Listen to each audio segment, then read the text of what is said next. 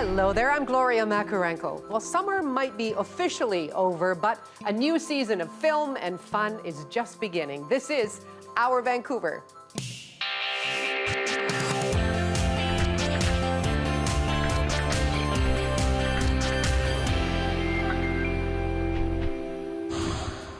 Coming up, what a little soil, some seedlings, and shipping containers can do for our planet. And the co-founder of Hanai restaurant on the Drive shows us what goes into her Hawaii-style family menu. But first, remember the Vancouver Grizzlies? We meet a long-time loyal superfan behind the documentary about the team's sudden departure.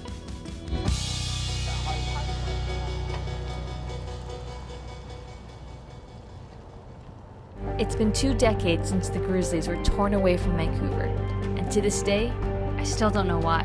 I never thought we would lose the team. You know, this is our team. This is our Grizzlies. I never saw it coming. So that was a clip from the Grizzlie Truth. It's a documentary about the Vancouver Grizzlies. The NBA basketball team played here from 1995 to 2001 before moving to Memphis.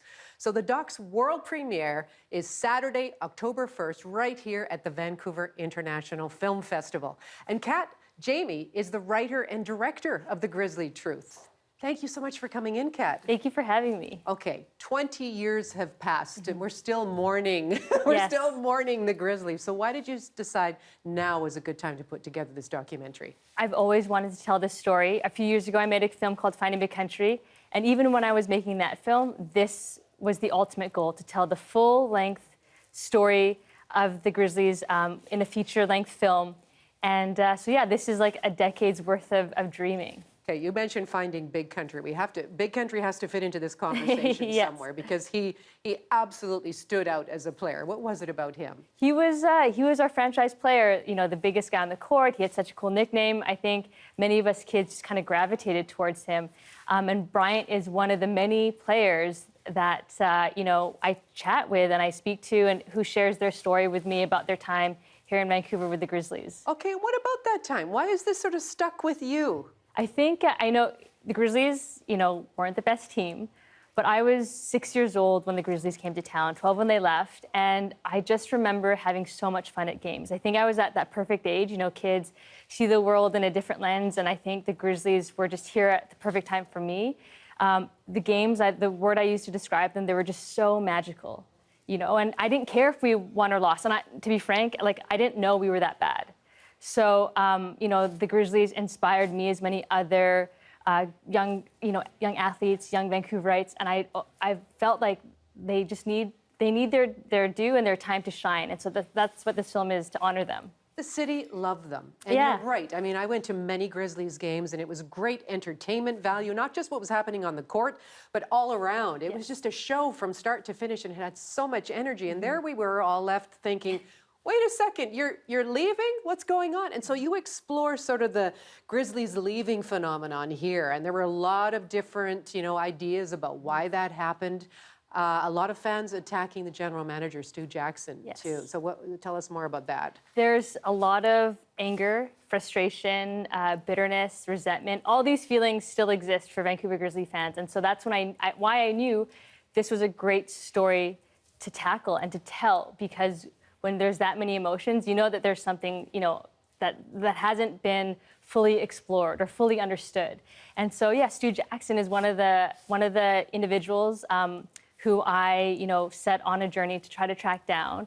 And everyone, my goal of this film was to let everyone who played a significant part in the Grizzlies' history to tell their side of the story and finally give them a platform to say, like, this is what happened.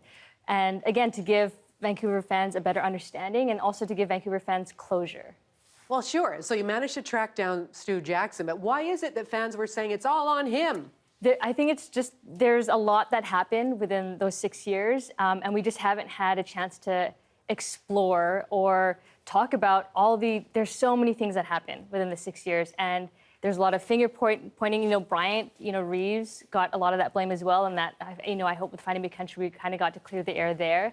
So the goal with this film is to do the same with a lot of the main suspects that I kind of tracked down with this film. I see. Do you think that there's ever going to be a possibility that we see another NBA franchise here in Vancouver? I hope so. I mean, this is the film you know, all my films I hope I make to sort of get the conversation going. I want the NBA to come back to Vancouver. I think we're a city that can support a team, and hopefully, yeah, this film just gets the conversation going, and you know, hopefully we get to a good turnout with all our screenings at VIF, and we can show how many people still love and miss the Vancouver Grizzlies. Well, sure, and you're Yes. wearing the colors today Yeah. as well. I still see a lot of people with the original Yeah. Grizzlies T-shirts as well. But tell us about Yes. this one, because this is going to be available this weekend. This is available this weekend.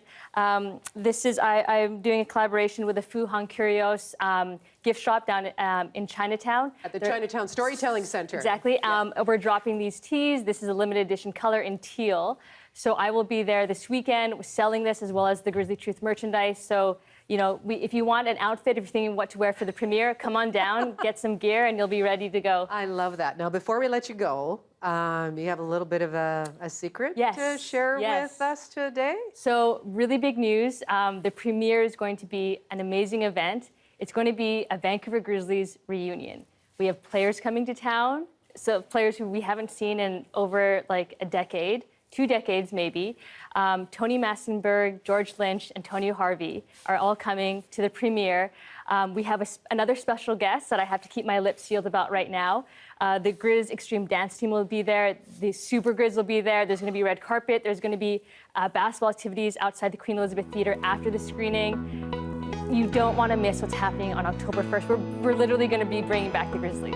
I think that's fantastic. And maybe it'll be just enough to stir up enough Yes. excitement about basketball in this city again that we will indeed be pushing for another franchise. Kat, all the best to you. Thank you. Thank you so much. Hi, I'm Gicho Choi from South Korea. This is our Vancouver. 74 years ago, Vernon-born Larry Kwong broke the color barrier in the NHL when he suited up for the New York Rangers. He fought racial barriers and discrimination to make it to the highest level of hockey. Well, now a group of fans is pushing to have him inducted into the Hockey Hall of Fame. There he is with his midget team. That's from 1939 when he was 15 years old. Chad soon shows off a modest display dedicated to Larry Kwong at this hockey rink in Vernon. Kwong was the first hockey player from the Okanagan to make it to the NHL. It's a story Soon has been championing since he met and befriended Kwong more than a decade ago. So it's just a really powerful story. It has, it has all the elements of that classic hero journey. It's just, the impossible odds. Larry Kwong was born in 1923 in Vernon into a Chinese immigrant family.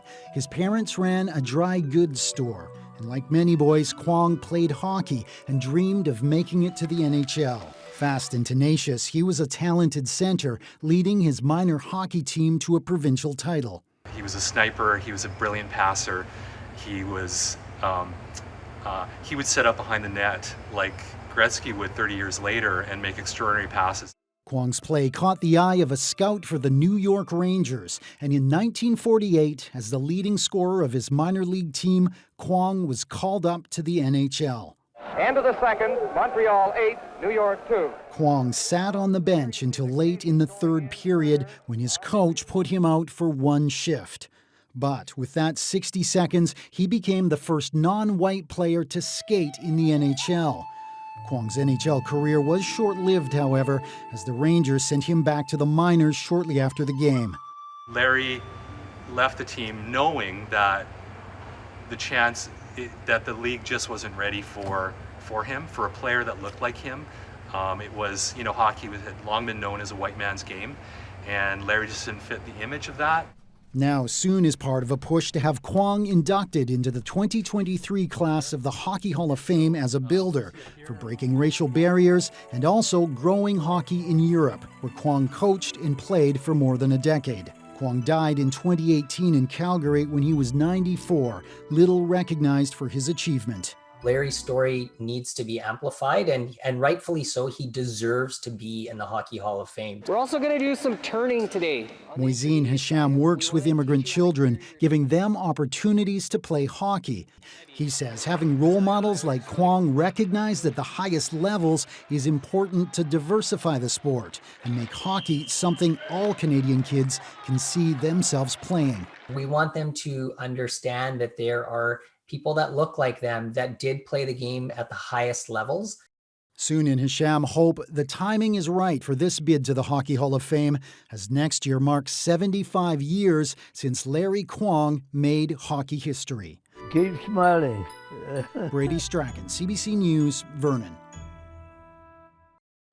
It's a symbol of a bygone era when BC's produce was abundant and beautifully packaged. Fruit crates were once common right across the province, and one man in Vernon has been collecting their labels for years. Our reporter Winston Zito and video producer Tom Popick paid him a visit. The Lion brand, the Creston Valley, they're all pretty rare. Larry Cards is a retired postman and has never been a farmer, but his living room looks like a lush Okanagan orchard. Over 4 decades, he has collected thousands of vintage fruit crate labels that BC growers use to market their fresh products. I joined the Vernon Collectors Club in 1988, a year after it started, and a couple of the collectors brought fruit box labels for show and tell there, and I was attracted to the the great graphics and the great colors that really stood out. Say I always collected things, and I like the history that goes with along with the labels. I like learning about the different packing houses and when they started, and how long they were in business. The Okanagan has been Canada's fruit basket for more than a century. During its heyday in the 1930s, the fruit industry operated as many as 88 packing houses across the region. One of them is Laurel Packing House. It survived a big fire that burned down most of the industrial buildings in downtown Kelowna back in the 60s. Today is the home of the Okanagan Wine and Orchard Museum. It's supposed to be big. It's supposed to be bold, it's supposed to be colorful and simple. Wayne Wilson was the museum's curator of fruit crate labels in the 80s. He says these labels were meant to make Okanagan fruits more competitive than the American ones. While the labels look beautiful, the competition among designers could turn a little bit ugly. The artwork is actually borrowed, shall we say, stolen from other labels in other parts of North America. So there is a label called Terrier brand, for example. That terrier dog that's on the label was actually used for shipping lemons out of Los Angeles area. I was able to talk to one elderly graphic designer, and he was pretty clear that the border in terms of graphic design was a pretty porous border. So these designs went back and forth all the time. But when wooden boxes stopped being used, so did the paper labels. The wooden apple boxes became defunct. They were taken over by cardboard apple boxes in the 1950s and 1960s. And those cardboard boxes were printed, they were pre-printed already. So there was really no need for the labels. For people living in Kelowna, the legacy of fruit crate labels lives on. About 10 years ago, Kelowna museums worked with the city to wrap hundreds of street utility boxes with replica labels like this to encourage graffiti. Wayne Wilson says the project may not entirely solve the issue of vandalism, but he hopes the street art project can raise public awareness of Okanagan's history. I think a community that knows more about its history, I think is just a better community, because I think it's just too good an opportunity to pass up for us to learn something about the place that we live in and drive through every day. These are just little cues and clues to our own history. For Larry Cards, he says he won't grow his collection anymore, but he will keep his labels in good shape to preserve this interesting slice of Okanagan history. Winston Zito, CBC News, Kelowna. I'm Greg Lewis from Squamish Nation, and This is our Vancouver. Are you ready for one of our favorite features? This is where we get to showcase some of the photographs that are sent in by you. Let's start with this one. It looks like this huge Coquitlam bear got its girth from enjoying homegrown blueberries. Norm Stack, thank you for this one. And some smoky mountains near Hope during the wildfire earlier this month. This aerial view captured by Marion French. Just lovely. And finally, Mark Egan. He might have ruffled some feathers capturing this one. An Anna's hummingbird resting near Souk on Vancouver Island. What a beautiful moment and gorgeous green background there as well. So if you're out with your camera, why don't you share your favorite shots with us? Just email them to bcphotos@cbc.ca. bcphotos@cbc.ca. All right, coming up, Science Smart's Johanna Wagstaff will be here to look at a new study on climate change's higher temperatures and how they don't always lead to higher health risks.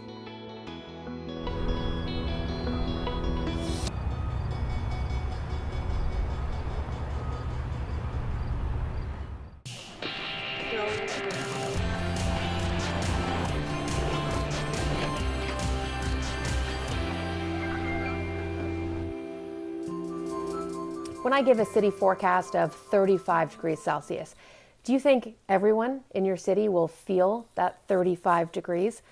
Well, according to a new global study, the answer is a resounding no.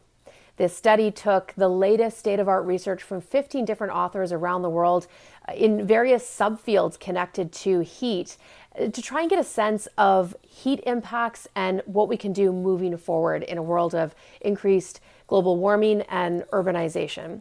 And the study found that you can't give a blanket forecast for a region because that'll leave out the vulnerabilities of sub-communities within that region. And while most of our weather forecasts and our health advisories are on a municipal scale, we really need to drill down to the individual level, and we have the tools to do that. Take a listen to the Canadian co-author on what that future might look like. So right now, you have a weather report, which might give you specific information for your city, but rarely for your neighborhood, rarely for you. And if it's for you, then there's some additional data layering that needs to happen there with health data sets, et cetera, age, et cetera. The study also found that while most of us spend most of our time indoors, the solution to heat may not be to crank air conditioning to comfortable levels. In fact, that takes away from your body's ability to acclimate to the heat. And they did find that communities around the world who are more accustomed to experiencing hot and humid weather have a higher threshold. So the studies suggest using fans instead of AC blasting all the time. The big question is, how do we design and how do we redesign the cities that we're living in right now? There's often a lot of inequity in how things like shade or even air temperature are distributed. So neighborhoods that might be wealthier or historically have been privileged relative to marginalized neighborhoods might have more greenery. And so how do we address that? The hope moving forward is this paper may be a guiding light for future policy. Much more work to be done. And now you're Science Smart. If you have a science question on your mind, send me a tweet and I'll try to get it answered. Johanna, thank you very much. You are watching Our Vancouver, and I'm Gloria Macarenko. Now, if you don't know about beach pickles, pog, or Spam, then listen closely. A local eatery is offering a few of these items on its latest fall menu. So the restaurant is called Hanai, and one of the co-founders, Tess Bevernage, is here now to give us a little bit of a taste. Tess, hello there and welcome. Hi. Thank you so much for having me. So when we talk about Hawaiian-style flavors, what kinds of foods come to mind for you? Yeah, Hawaii has a very interesting history that a lot of different cultures came to the islands in the early 1900s, a lot of which were Japanese, Chinese, Korean, and when they used to work together, they would bring a lot of their dishes to eat and enjoy together and share a lot of the things that they loved with the different cultures. And through the years, it just kind of became its own version of that dish. So an example is the dish that we'll be doing today kind of just sort of evolved over time with all the different influences from the different cultures. So growing up there and going to school there, how did these flavors influence you? It's very diverse. I mean, I had, the privilege of growing up with Japanese families, Korean families. My family was French. My partner's family is Filipino. So it's just like you get to it's really the best way to eat the best food because every house you go to has all the different flavors and you get to experience them all the time. So then your move from Oahu, the island of Oahu, to Vancouver. What was your idea and your concept in putting this restaurant together?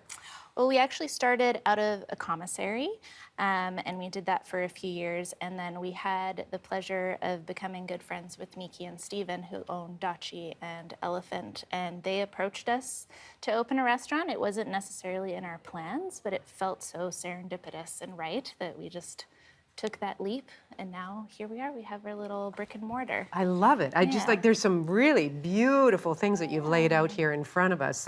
What are these, for example? What's this? So these are boiled peanuts. They're part of our Ohana menu. You get a lot of little snacks at the beginning of the menu, and they're influence from Chinese culture, and it's actually something that you get in Hawaii. You can go to a gas station and they come in like plastic bags. Oh, I see. Boiled peanut. What do you boil them in? They get boiled for a few hours with star anise, ginger, and salt. So when you crack them open, they're really juicy and delicious. That's just to start, just to whet your appetite when you sit down, that kind of thing. Yeah. Little fishies. What have we got Little here? Fishies. This is sort of a Japanese influence. They're candied anchovies. They get candied in honey, soy, and sesame. They're nice and crunchy, savory, sweet, and they go really nice with some of the sakes in the wine that you can also opt to pair. And the omega-3s that are down in there as well. These are good for you. Yeah, you're practically, eating healthy with all of these anchovies, options. sardines, all those fatty fish. I just love them. Yeah. Now, what are you going to put together with us here? You've got some noodles prepped. Yes. What are we making? Yep, so this is our somen salad. It is a cold noodle salad, wheat-based,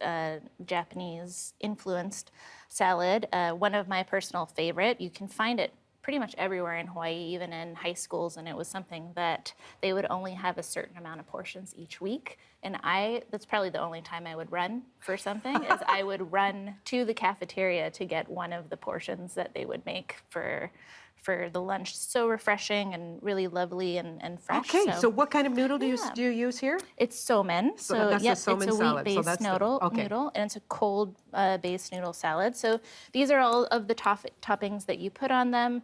Traditionally in Hawaii, you'll get kamaboko, which is fish cake. So we can put a couple of those little guys on there. Fish cake. Okay, you're probably better with the chopsticks than I am, but okay, we'll start with a little bit of this. Yeah, a little bit of fish cakes. Fish cakes. We're going to build these side by side. Yeah, all right? exactly. Love that. Okay. And then this is tamagoyaki. So it's a egg? It's an egg, that gets, so all these little swirls are different layers. We use some shiso that grows in our garden. Where do you source these things here? We make them. You make these?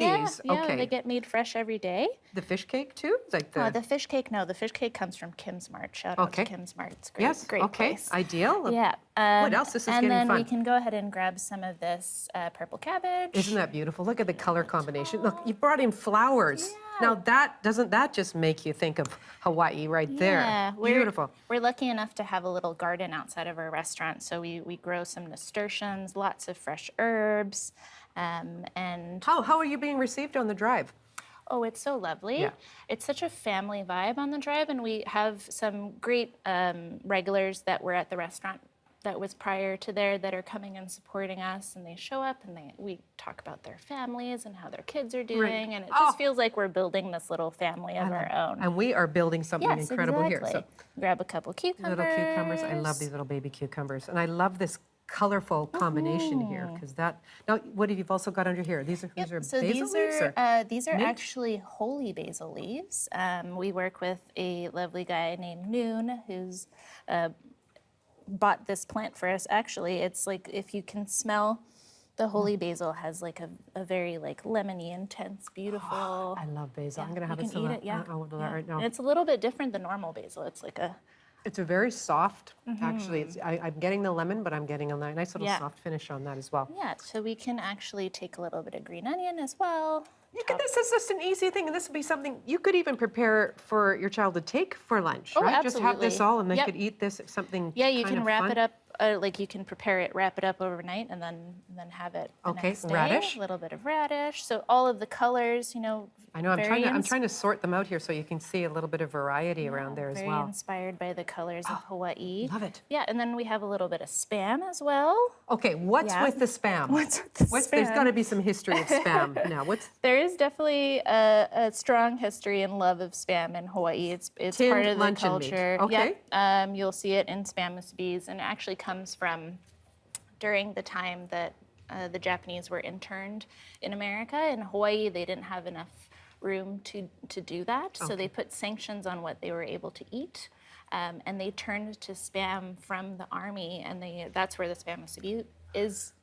They say that that's where it's born. Right. And so it's just something that's sort of part of our day-to-day life. We have There's you're giving us a whole lot of history in this bowl as well, and you're picking up on all of those cultural influences. And you definitely get that with the Ohana menu. Each dish has a little story with it. All of our servers are so receptive to all of the stories, and they love telling it themselves, so you can take a couple little cubes of Spam. More Spam. Yeah, I mean, carrots? never a problem. Are those carrots? This is actually dried squid. Oh, yeah. Looks like carrots. It looks like grated carrot to me. That's dried squid. And but that does, you're not going to put that on this. You've got just the Spam. Snacks. That's or, something else. You could if you wanted to. And then we can take a couple little nasturtiums with our hands. Oh, good. And these are edible. These are edible flowers. They have like you're just taking the petals off? Yeah, just take you're the not going to little eat the whole petals flower? off. Isn't that gorgeous? Yeah, Where would you source nasturtium just for if you wanted to use them in food? I mean, you can grow them. I guess you can grow them. I think a lot of farms, like we work with Earth Apple Organics and Glorious Organics, and they offer that as well. You can find them at the farmers market, and then you just end up with a beautiful colored salad. Are we missing something? The sauce, yes. What's in here? So the sauce is made we make chicken stock from our huli huli chickens. Okay, well, can we bring up the huli huli chicken over here too? So the huli huli chicken is also currently on our menu. It's on our tasting menu. It is a ode to the rotisserie chickens that you see in Hawaii that you can smell from miles and miles away. Yes, well, I can smell it from close to. Yeah, and it comes with a nice little sweet and sour sauce to dip in. So we make the stock from that, and it just gets a little bit of And you've got some rosé, you've brought some white, or you could pair it with some sake as well, again, bringing in some of those cultural influences. How much did this sauce do? As much as you want. Is that it? All of it. Love it. Yes. Beautiful. And then you give it a little mix. Is this going to take you back to high school? Yes, it always does. Except now I don't have to run for it. I can just make it myself. It's awesome. Well, cheers to you, and thank you so much for this window into the foods of Hawaiian My style. pleasure. Yeah. Thank you so much. Beautiful. I'm John on Granville Island, and this is our Vancouver.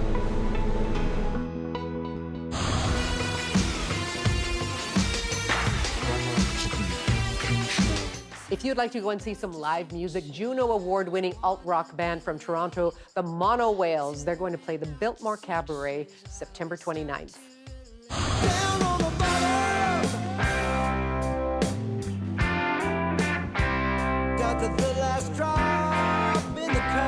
And Canadian singer-songwriter Colin James will play the Queenie Theatre September 30th.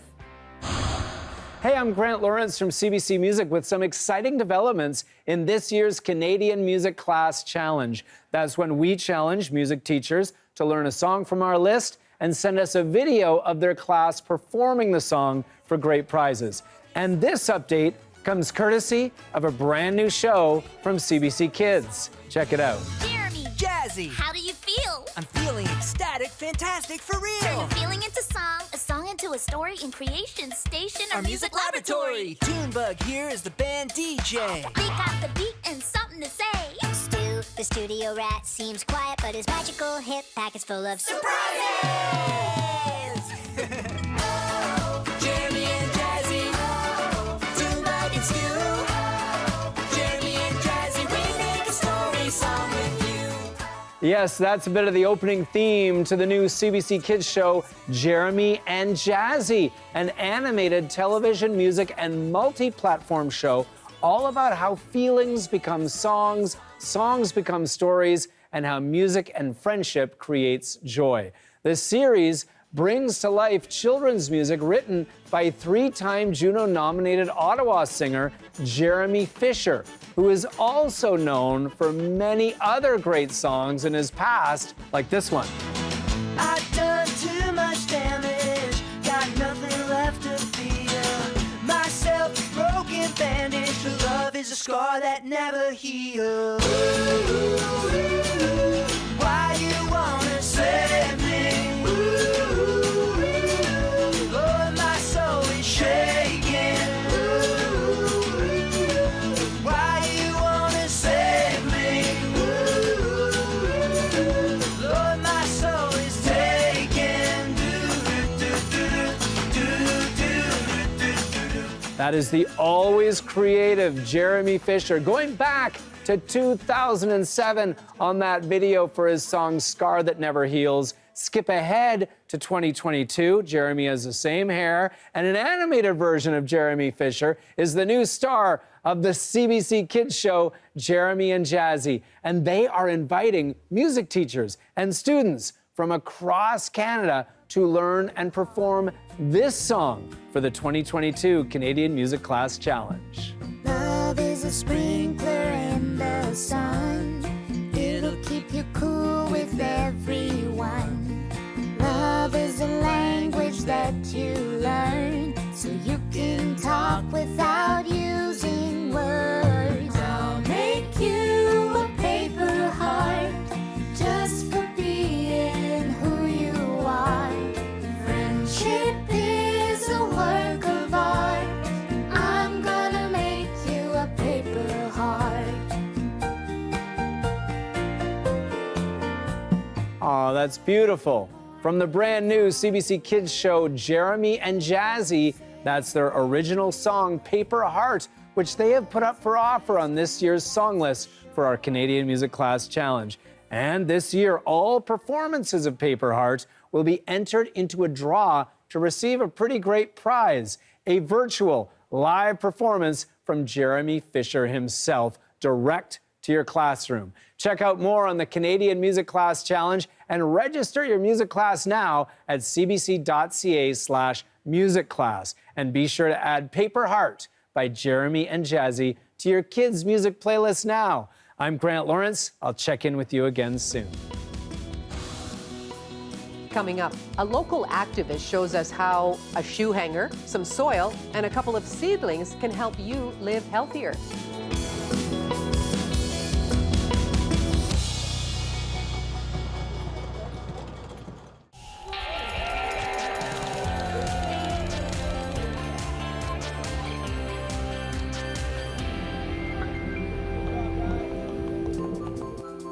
Hello there, and welcome back to Our Vancouver. I'm Gloria Makarenko.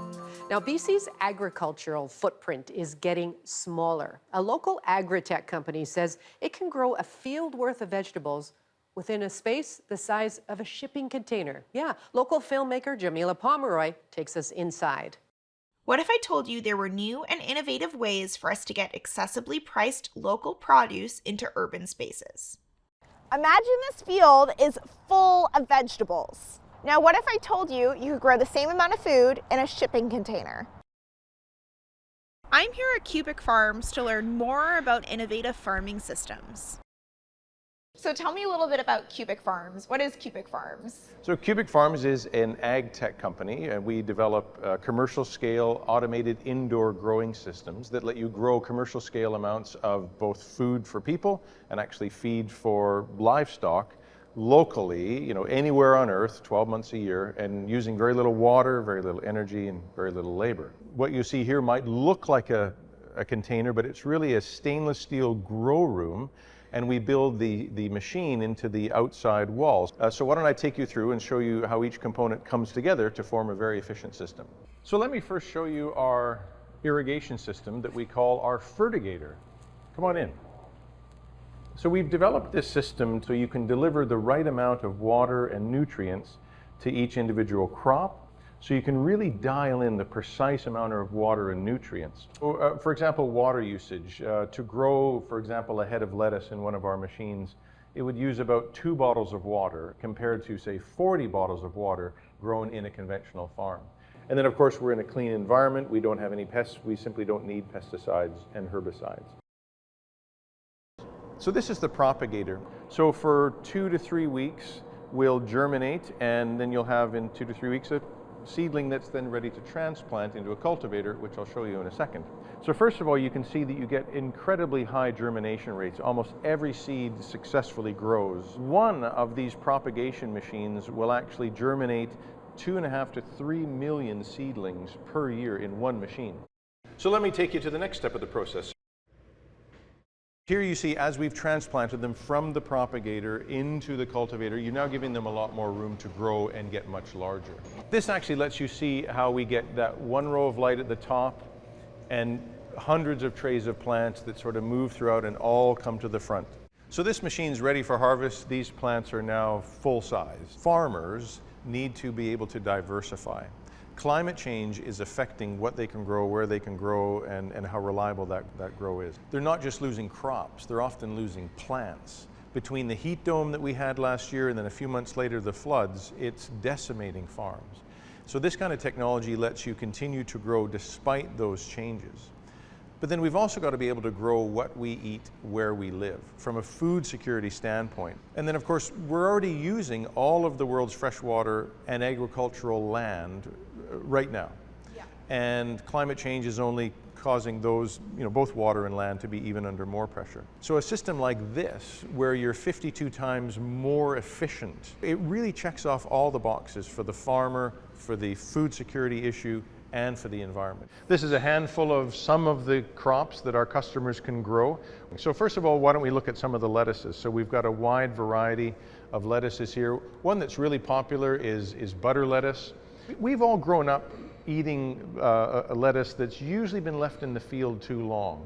So they're taller, but then of course the bottom end ends up being too hard and woody. We've got to cut that off. The outside leaves usually get a little bit nasty. So by the time you get rid of all of that, you end up with a similar amount of food. Right. But the plant isn't optimal for flavor then. So if you harvest the plant at the perfect time, it tastes better, the texture's better. Go ahead and just take a piece off. Oh, that's so great.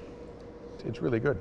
Though we can't grow a state-of-the-art vertical farm in our own backyard, we can build a version of it with a few simple items from the hardware store. Today, I'm going to show you how to make this vertical garden at home. I'm using a cotton hanging shoe organizer to build our vertical planter. So first we're going to add a little soil to the seed starting pots. And now we're going to add seeds to the pots. So you're going to put your potted seedlings into the shoe planter. All the heavier vegetables should be kept at the bottom, whereas lighter things like herbs, lettuce, and greens should be at the top. So as you can see, there is quite a bit of space inside the planter, but when the plant matures, it's going to take up most of the space. My name is Patrick, and this is our Vancouver. Coming up, Senator Mobina Jaffer on what she heard at a public hearing into Islamophobia in Canada.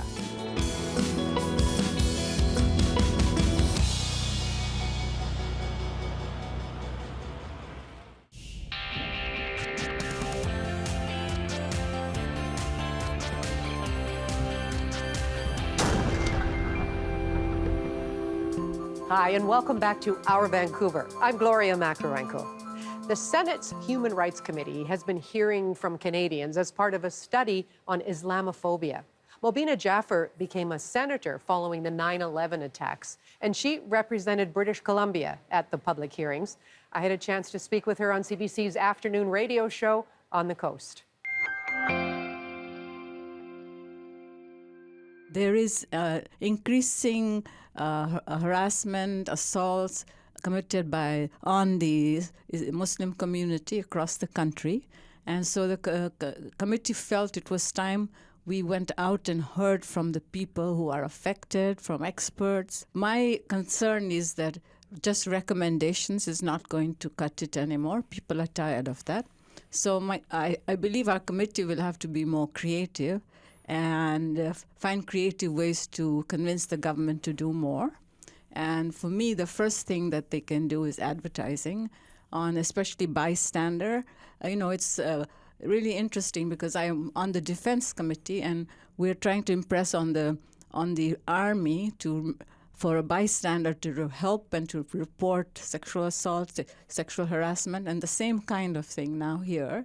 So that's one of my goals, is to make sure that that's something the government works on, and then most importantly to look at how we can help Muslim women who are being harassed. It was very tough, being the first Muslim senator, and to imagine going into an institution and all you hear from your colleagues is Muslims are terrorists, and I had to look at my colleagues, some of them I knew well, and say, what do you mean? I'm a Muslim too, and they would look at me enough to think, oh, what did we say? And so the first thing I learned is no matter how difficult the discussion, to stay in the room, but also to make people understand that an action of a few doesn't mark the whole community. And it's important not to look at the whole community as terrorists. One thing that today came across so clearly by a professor, and she said that Muslims are either victims or terrorists. Nobody looks at us as anything else. And that is what our committee needs to work on, is that Muslims are not just victims, and they're not just terrorists, they are Canadians. There is a mounting of racism and Islamophobia at the moment, and that is because we are fearful of the different people. And I genuinely believe that if we explain to people that I might dress differently, but I am no different than any other Canadian. And I think we need education. I know it sounds very basic, but if people came to know each other, I think it would make a big difference rather than saying they are different and they stay in that corner. And that's my job. I'm a Ugandan refugee, and it was exactly 50 years ago that this country welcomed me, and I'm nothing but very grateful to Canadians. And so, and I also was expedited. My process, people from Uganda were also brought here, and very quickly, because our situation was very dire. And Prime Minister Trudeau Sr. was really helpful to us.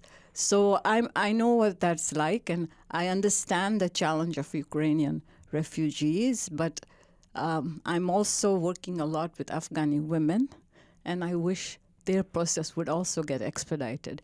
There are many women that the government told me to take to Mexico and other places that we did, and they are still waiting to be processed. So I want the government to work on that too. Last night was a very difficult conversation with my little granddaughter. She's 8 years old, and she was asking me, why are you working on this? I'm a Muslim too. We also go to mosque, and I Jamaat Khana, and why am I different? Why are you worried about this? And how do you tell an 8-year-old who hasn't experienced, thank God, much Islamophobia, what the situation is? I want to keep her innocent, and one day I'll have that conversation. But all day today I've been thinking, how do I explain to her my work?